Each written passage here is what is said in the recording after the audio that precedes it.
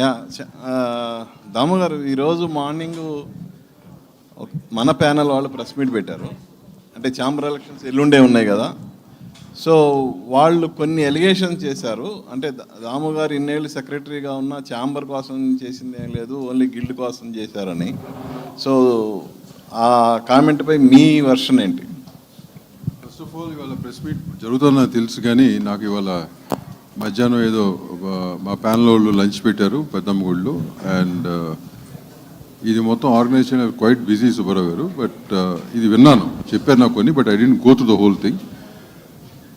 దామోదర్ ప్రసాద్ ఇన్నేళ్ళ నుంచి ఉండి ఏం చేశాడు ఏమి చేయలేదని అక్కడ అడిగిన వాళ్ళ మనకు సాక్షి, వాళ్ళు అడిగితే వాళ్ళకి తెలుస్తుంది, నంబర్ 1. అండ్ నా దగ్గరికి వచ్చి అడిగిన వాళ్ళకి తెలుసు నేను ఏం చేశా అనేది. ఛాంబర్లో ఉన్నవాళ్ళు తెలుసు నేను ఏం చేశాను అనేది. సో ఐ థింక్ ఎలక్షన్ వస్తుంది కాబట్టి ఇట్లాంటి ఒకళ్ళ మీద ఏటు అనేది మామూలే, సహజం. అది I have done what I have to do. నా కెపాసిటీలో ఎంత ఉందో నేను ఏం చేయగలను అంతవరకు నేను చేశాను సుబ్బారావు గారు. ఏది ఏ విషయమైనా కానీ ఇప్పుడు యూనియన్ విషయాలు అవ్వచ్చు, యూనియన్కి చాలామంది ప్రొడ్యూసర్గా వారధిగా ఉండటం అవ్వచ్చు, ఇట్లాంటివి చెప్పుకుంటూ పోతే చాలా ఉన్నాయి. సో నేను అందుకునే అన్నాం, ప్రొడ్యూసర్లు కొంతమంది నాకు ఫోన్ చేసిన వాళ్ళకి ఏం చేశానో వాళ్ళకి తెలుసు. యూనియన్ మెంబర్సు ఇవాళ రోజున ఒక మబ్బులో పడిపోయి, కొంతమంది మబ్బులో పడిపోయి ఇవాళ మాట్లాడచ్చు. బట్ నేను 2014 నుంచి నేను రవికిషోర్ గారు ఇంకా కొంతమంది మేము ఉన్నాం, ఏం చేసాం, ఏం మార్పులు చేసాం, అది మంచో చెడో వాళ్ళకి తెలుసు, వాళ్ళ మనస్సాక్షి తెలుసు. యా, ఈవెన్ స్ట్రైక్ జరిగినప్పుడు కూడా కార్మికులకి మీరు చేసిందే లేదు, సీఎంల దగ్గర ఫోటోలు దిగడానికే వెళ్ళారనేది. ఏమండి, ఇప్పుడు వాళ్ళు అంటే అన్నారు, ఇది అందరూ చాలామంది తెలిసిన మీ అందరికీ తెలుసు ఇన్నేళ్ళ నుంచి, నాకు సీఎంల దగ్గర మినిస్టర్ల దగ్గర ఫోటో తీసుకోవాలంటే నాకు ఈ పదవి అవసరం లేదు. ఓకే, ఏదో ఇట్లాంటి ఇష్యూలు అడ్డు పెట్టుకుని నేను వెళ్ళి ఫోటోలు తీసుకోవాల్సిన అవసరం నాకు లేదు సార్. అదే అంటున్నా కదా, అది అట్లాంటి అవసరం ఉన్న వాళ్ళు కొంతమంది ఉండొచ్చు. ఆ కవర్కి నేను చెందినవాడిని కాదు, నాకు అవసరం కూడా లేదు. If I want I will wait, ask for an appointment, go take a photograph. ఆ కెపాసిటీ నాకుంది, ఆ ధైర్యం నాకుంది.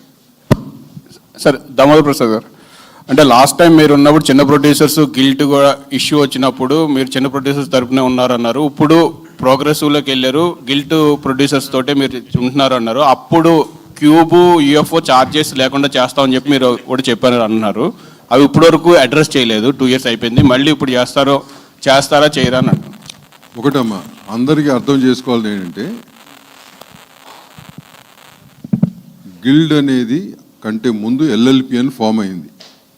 ఎందుకంటే మనకి మెమరీ పవర్ చాలా షార్ట్ అయిపోతుంది.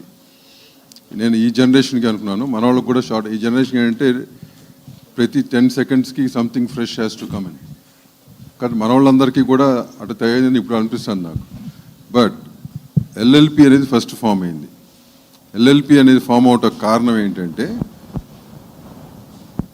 అంటే అంటే ఇప్పుడు ఈ జనరేషన్లో సినిమా తీసిన ప్రొడ్యూసర్లు ఒకప్పుడు సినిమాలు తీసి ఇప్పుడు తీనోళ్ళు అందరం కలిసి ఒక ఆర్గనైజేషన్లో ఉన్నాం, అందరం ప్రొడ్యూసర్లమే.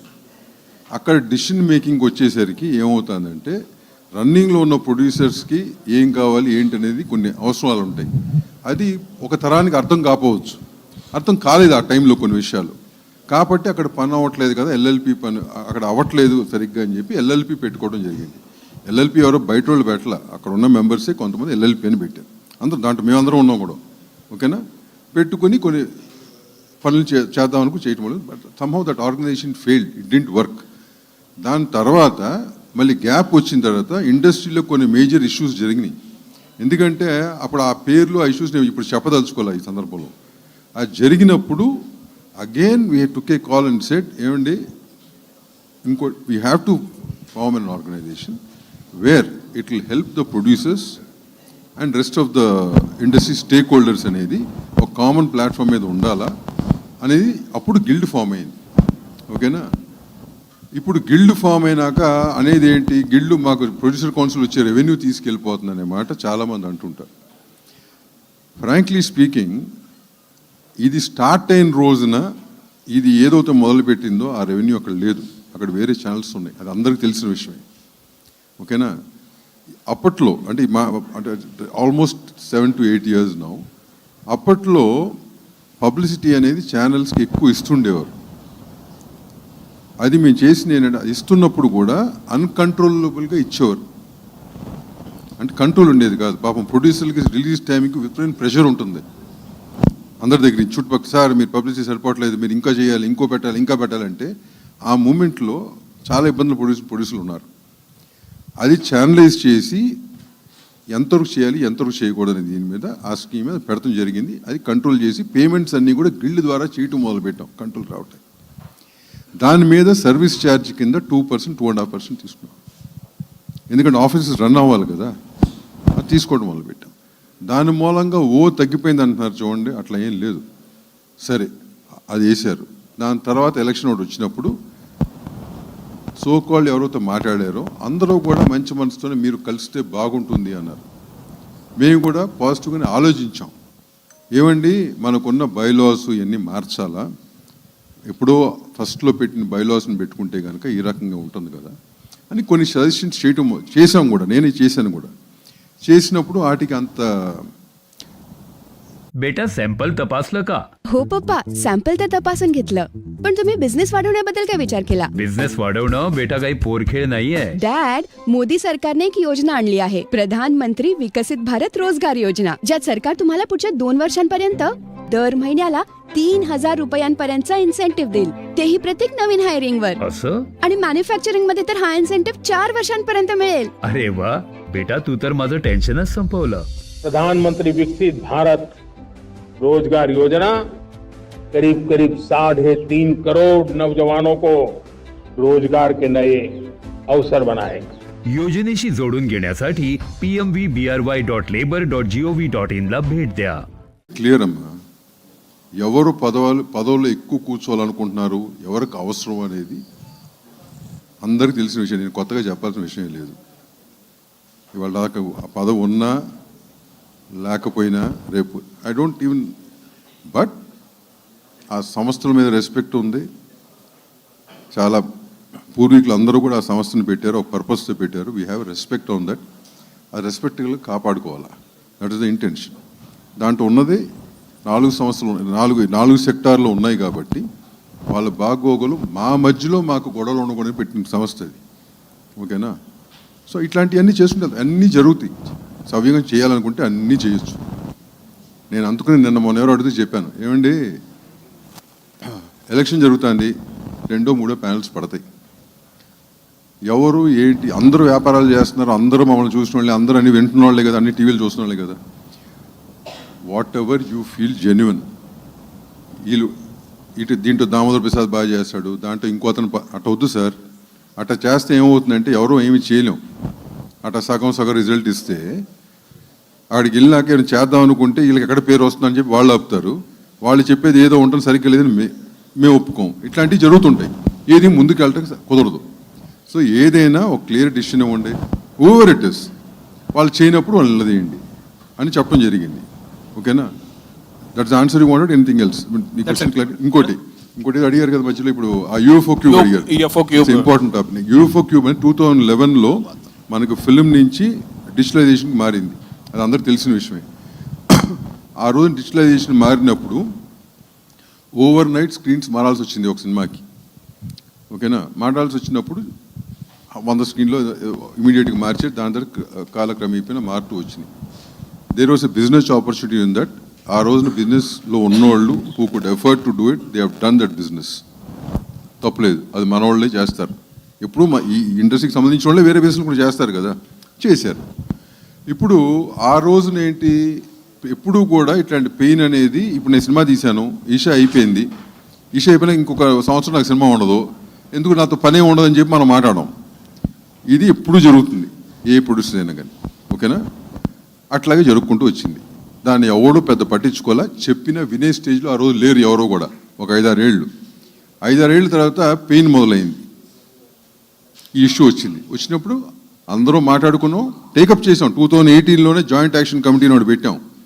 పెట్టినప్పుడు మొత్తం 4 స్టేట్స్ని మన సౌత్ వరకు ముందు చేద్దామని చెప్పి 4 స్టేట్లు తిరిగాం, 4 స్టేట్లు అందరం కలుపుకున్నాం, 4 చోట్ల మీటింగ్లు పెట్టాం.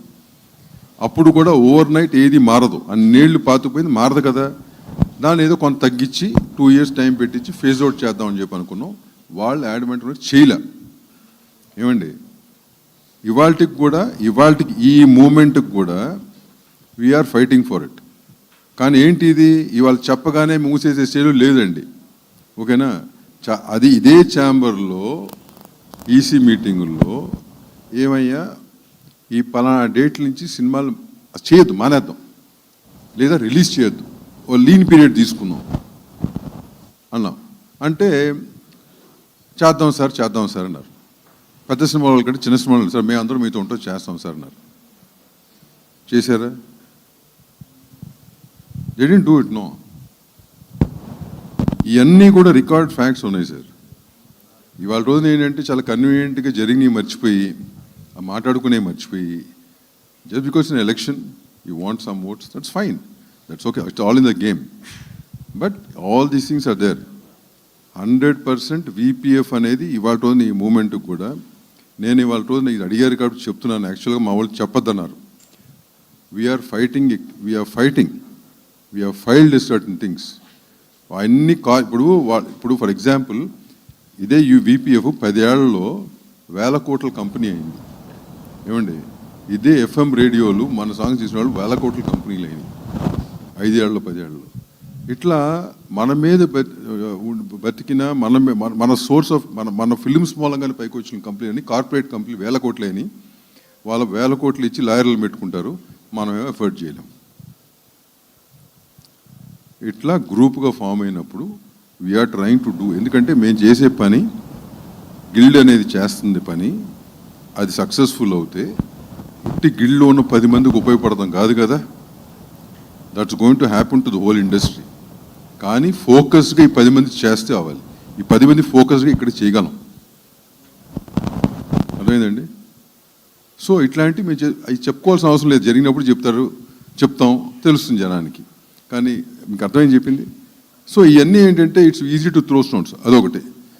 ఇంకోటి అడిగారు నన్ను ఎవరో, థియేటర్లు సార్ ఇది ఇప్పుడు ఎన్నేళ్ళ నుంచి మాట్లాడుతున్నాం,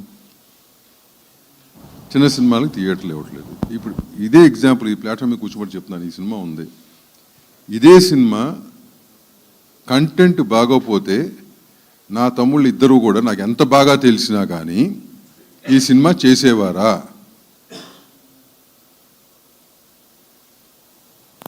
చేసేవారా? చేయరు కదా. సినిమా బాగుండి కంటెంట్ బాగుంటే ఆటోమేటిక్గా everything will fall in place. ఎందుకంటే వాళ్ళు వ్యాపారస్తులే కదా. They are not, why should they do a favour, they are doing business. అట్లే థియేటర్ పెట్టినోడు కూడా వ్యాపారస్తుడే కదా, వాడికి వర్కౌట్ అవ్వాలి కదా. ఇవన్నీ కూడా నేను ప్రతి నెల ఒక 50 మందికో 60 మందికో కొత్తగా అప్లికేషన్ పెట్టిన వాళ్ళకి శ్యామలో చెప్పడం జరిగింది. దాని మీద కూడా ఎవరో మాట్లాడారంట, ఈయన వచ్చిన వాళ్ళందరూ సినిమా తీయొద్దని చెప్తాడని చెప్పి. నేను ఎప్పుడు కూడా సినిమా తీయొద్దని చెప్పను. మంచి వ్యాపారం అవగాహన చేసుకుని తీయమని చెప్పి అందరికి నేను అంటే గ్రౌండ్ రియాలిటీస్ చెప్తున్నా. ఎప్పటికప్పుడు మారిపోతున్నాయి కదా. మీరు కష్టపడి సంపాదించిన డబ్బు పెడుతున్నప్పుడు కరెక్ట్ వేలో పెట్టండి వ్యాపారంలో అనే గైడెన్స్ ఇవ్వటం చెప్పక, వచ్చిన వాళ్ళ సినిమా తీయబాకండి, ఎందుకైనా సినిమా తీసాం. I never done it. They are saying it now, it's left to them. దమ్ము గారు, క్యూబీఎఫ్ఓలో లాంగ్వేజ్కి ఒక రేట్ ఎందుకు ఉంది? దాని మీద మీరు ఎందుకు ఫైట్ చేయలేకపోతున్నారు ఇన్ని సంవత్సరాల నుంచి? క్యూబీఎఫ్ఓలో ఒకప్పుడు అంతా ప్లాన్గా ఉండేది. లాంగ్వేజ్ ఒక రేటు పక్కన పెట్టండి. హాలీవుడ్ సినిమాలకి అసలు దే డోంట్ టేక్. ఇప్పుడు చెప్తున్నాను మీకు, ఇదే ఇషా ఆడుతుంది, పక్కన అవతారు ఆనకొండకి నీకు ఛార్జెస్ లేవు. They don't pay UFO charges. They are fighting for. ఇక్కడ ఏంటంటే మీకు హాలీవుడ్ ఈ డిజిటలైజేషన్ జరిగినప్పుడు 2011లో ఈ హాలీవుడ్ మేజర్ స్టూడియోస్ అన్నీ కలిసి ఒక సిస్టమ్ మారుతుంది. కాబట్టి ఒక 7 ఏళ్ళు వీపీఎఫ్ అనే సిస్టమ్ పెట్టి, ఈ మారే సిస్టమ్ మళ్ళీ సర్దుకుని వాళ్ళు కూడా కొనాలి కదా, మారాలి కదా అని చెప్పి వాళ్ళకి సపోర్ట్ చేయాలనే టైప్లో చేశారు. 7 yearsకు ఇప్పుడు సన్సెట్ క్లాజ్ అని పెట్టారు. ఓకేనా అండి? ఆ రూపాయలు ముగిసిపోయింది వాళ్ళకి. మనకు వచ్చేసరికి ఏమైందంటే థియేటర్ వాళ్ళు ఇనిషియల్గా మోస్ట్ ఆఫ్ థియేటర్ వాళ్ళు ఎవరో ఎక్విప్మెంట్ కొనుక్కోలే. సో వీళ్ళకి ఆ సో కాల్డ్ అంతకుముందు వేరే కంపెనీలు కూడా ఉన్నాయి 2. సో కాల్డ్ ఆ కంపెనీలు ఏం చేసినాయి అంటే they bought a leasing scheme, rental scheme అని పెట్టారు. వీళ్ళు కొనుక్కోలేదు కాబట్టి. సో ఆ రెంటల్ స్కీము లీజింగ్ స్కీమ్కి వాళ్ళు పెట్టినప్పుడు వాటి రెంట్లు నెలకు ఆ సిస్టమ్ నడిచింది. అది ప్రతిసారి they are going to renew it and they still not bought their own equipment. వాళ్ళ సొంత ఎక్విప్మెంట్ కొనుంటే ఆ 7 ఏళ్ళు వేపు కొనుంటే వాళ్ళు బయటపడి ఉంటే ఇవాళ నాకు గోల్ లేదు కదా. సో అది ఎవరు చేస్తున్నారని అడుగుతారు మీరు. అదే బిజినెస్ ఆపర్చునిటీ చూసుకుని యూఎఫ్ఓ క్యూబులు అన్నీ చేసినాయి. ఎప్పటికప్పుడు అది మార్చుకోకుండా వెళ్తున్నారు కాబట్టి వాళ్ళ మీద ఇప్పుడు జరుగుతుంది ఈ ఫైట్. మీరు అన్న అదర్ లాంగ్వేజ్ అన్నారే, కేరళ ఉంది. కేరళలో ఏం జరిగిందంటే ప్రొడ్యూసర్స్ కౌన్సిల్ అనేది ఈ సిస్టమ్ పెట్టుకుని వాళ్ళకున్న 125 థియేటర్స్, వాళ్ళ నెంబర్ ఆఫ్ థియేటర్ 125 థియేటర్స్ ముందు వాళ్ళు మా సిస్టంలోంచి కంటెంట్ వస్తేనే మీరు చేయాలని ఉంది. అది ఎందుకు మీరు అడాప్ట్ చేసుకోవాలి? నేను చెప్తాను స్వామి, ఉంది. అది సక్సెస్ఫుల్ అయ్యారు. ఎందుకు అయ్యారంటే వాళ్ళు ఉన్న యూనిటీ మనలో లేదయ్యా. మీ థియేటర్స్ అందరూ కూడా మీ అసోసియేట్స్ సార్, మెంబర్సే కదా. అసోసియేట్స్ అయినా మెంబర్స్ అయినా కానీ ఐఎమ్ వెరీ క్లియర్ హియర్. అక్కడ ప్రొడ్యూసర్స్ అయినా కానీ వాళ్ళు కానీ the kind of unity they have, ఒక మాట మీద నిలబడే యూనిటీ ఏదైతే వాళ్ళలో ఉందో that is made that work.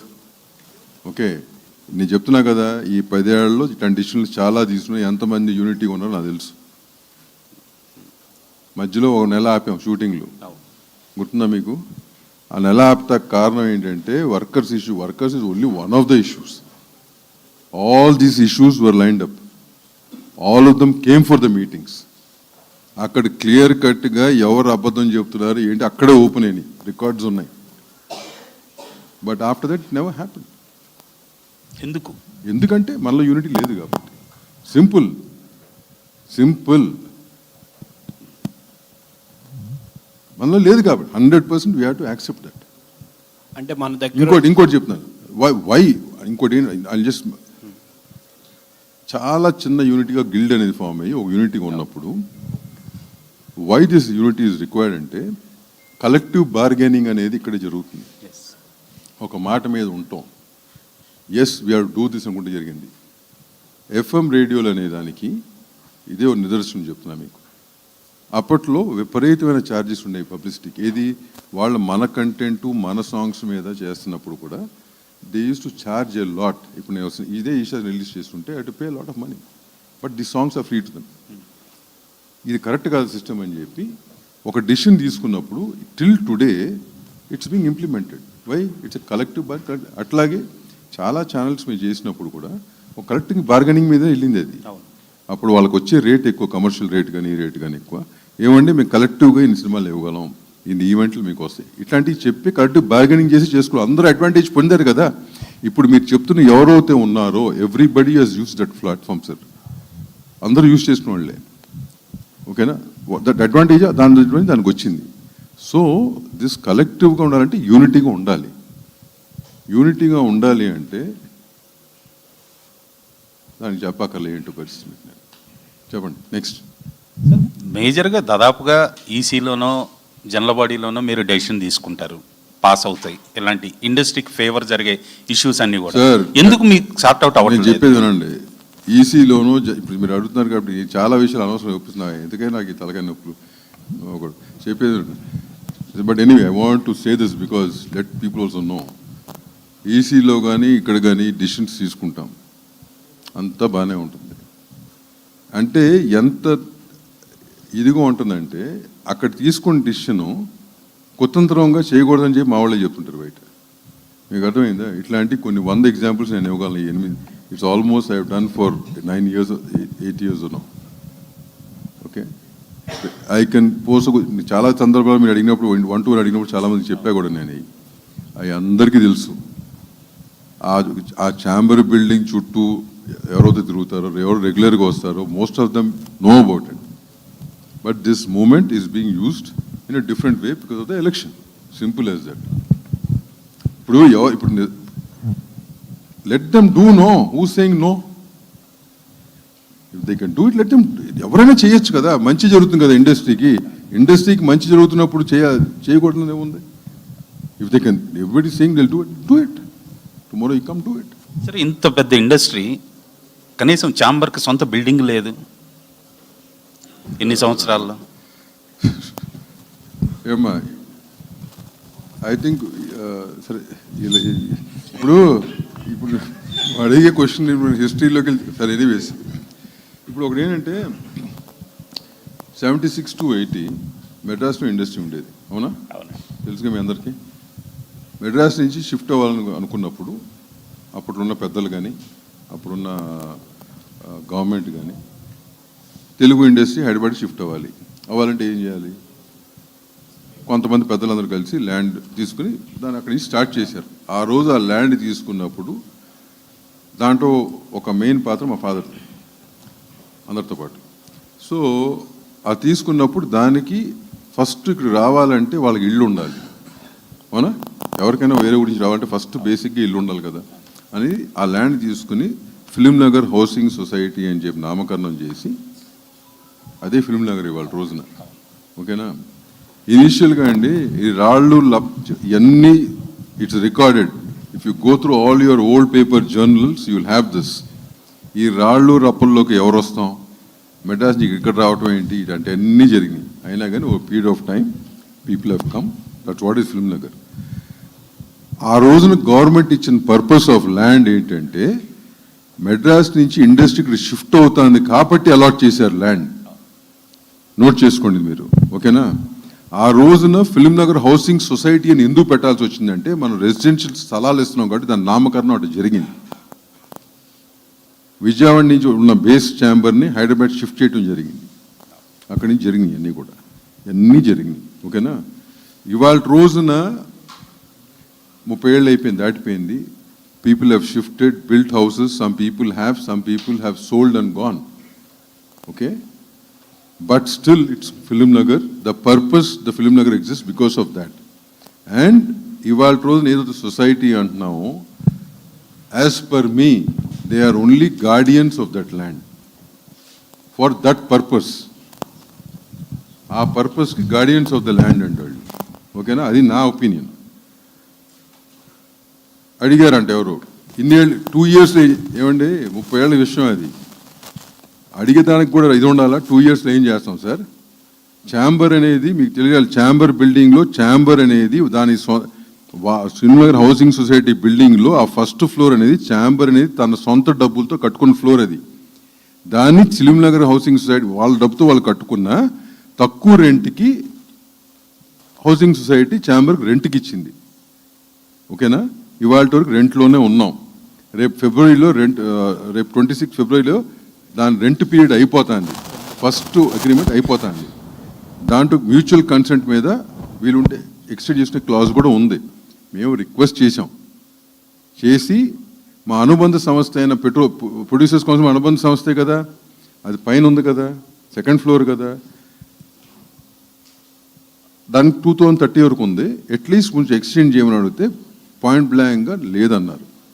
మధ్యలో పిలిపిస్తే బసిరెడ్డి గారి టైంలో నేను, బసిరెడ్డి గారు, ప్రసన్న కుమార్ గారు అందరూ వెళ్ళాం బంగారు గారితో మాట్లాడతాకి. ఆయన అప్పుడు చెప్పడం జరిగింది, ఈ బిల్డింగ్ని కూల్ చేసి డెవలప్మెంట్కి ఇస్తున్నాం, డెవలప్మెంట్కి ఇచ్చినాక మీకు దాంట్లో కావాల్సింది కొంత తక్కువ రేటుకి మళ్ళీ ఇప్పిస్తాం, మీరు కొనుక్కోవచ్చు అనేది. ఓకే అండి, మేము ఈసీతో మాట్లాడి వీళ్ళు కంబ్యాక్ అన్నాం. ఈసీ అన్నారు అసలు ముందు ఆ రేట్లు ఎంత ఇస్తారంటో కనుక్కోమన్నారు. ఆ బ్లాబ్లా జరిగింది. ఈ లోపు ఎక్స్టెన్షన్ పెట్టాం, ఎక్స్టెన్షన్ చేయమన్నారు. దాని తర్వాత ఇండివిజువల్గా చాలామంది ఓల్డ్ మెంబర్స్, కొత్త మెంబర్స్ ఒక మీటింగ్ పెడతాం జరిగింది అక్కడ. అప్పట్లో ఉన్న కొంతమంది పాత మెంబర్స్ని అందరినీ పెట్టి జరుగుతున్నారు ఏంటి, కరెక్ట్ కాదు, ఈ పర్పస్ కోసం ఇచ్చారు, ఫిలిం నగర్ ఫామ్ అయింది, ఇక్కడ ఒక ఐకానిక్ బిల్డింగ్ అనేది ఆ film Nagar film industry. Hello, నా కార్డు కనపడడం లేదు, దయచేసి దాన్ని బ్లాక్ చేయండి. బ్లాక్ చేయడానికి 1 నొక్కండి. 1 ఇప్పుడు ఆలూ గోబీ మిల్క్ షేక్ తాగండి సార్. దెయ్యంతో స్నేహం చేసుకోండి. ఇప్పుడు చివరి స్టెప్ సార్. సమస్యల నుండి బయటపడడానికి 1000 స్టెప్స్ పడతాయి, కానీ ట్రేడింగ్ పొజిషన్స్ నుంచి బయటపడడానికి 1 స్టెప్ చాలు. ఇప్పుడు ట్రేడ్ నుండి ఎగ్జిట్ అవ్వండి. ఏంజల్ 1 ద్వారా వేగవంతమైన 1 ట్యాప్ ఎగ్జిట్. సెక్యూరిటీస్ ఇన్వెస్ట్మెంట్ లో మార్కెట్ రిస్కులకు లోబడి ఉంటాయి. ఇన్వెస్ట్ చేసే ముందు అన్ని డాక్యుమెంట్స్ జాగ్రత్తగా చదవండి. సో ఇది ఐడియా. ఇప్పుడు మాకు కాదు, కూల్ చేసి డెవలపర్కి ఇచ్చేసి, డెవలప్మెంట్ అంటే ఎట్లా ఉంటుంది అగ్రిమెంట్ తెలుసు కదా మీకు, దాంట్లో వచ్చిన దాంట్లో మనకు technically they might be right, but what I'm saying is ఇక్కడ క్వశ్చను టెక్నికాలిటీస్ గురించి మాట్లాడుతున్నాను, నేను పర్పస్ గురించి మాట్లాడుతున్నా. ఆ రోజు ఇచ్చిన పర్పస్ ఏంటి, ఇవాళ ఆ పర్పస్ ఎందుకు డిఫీట్ అవ్వాలని అడుగుతున్నాను నేను. మీకు అర్థమైంది? ఓనర్లు మీరు టెనెంట్లు మాత్రమే, ఓనర్లు వేరు, టెనెంట్లకు మీరు కట్టుకునే రైట్ లేదు, ఆల్ దట్ మాకు తెలుసు. అంత తెలియకుండాను, అంత లా తెలియకుండా ఇక్కడ ఇన్నేళ్ళు వ్యాపారాలు మీలాగా మేము వ్యాపారాలు చేసి మాకు తెలుసు కదా. ఇక్కడ బేసిక్ ఇంటెన్షన్, బేసిక్ పర్పస్ అడుగుతున్నాం. ఒకనొక మీటింగ్లో ఆ మాట అడిగినప్పుడు you're getting to yes I'm emotional about it. As a producer for so many years as a family, ఇండివిజువల్గా I am emotional about that film nagar. I am emotional about that building. Whether it happens or not, I don't know. But yes, I am emotional about it. This is the purpose. Done? Thank you, sir. And with your permission, I invite our team onto the stage. Oksar manam Isha related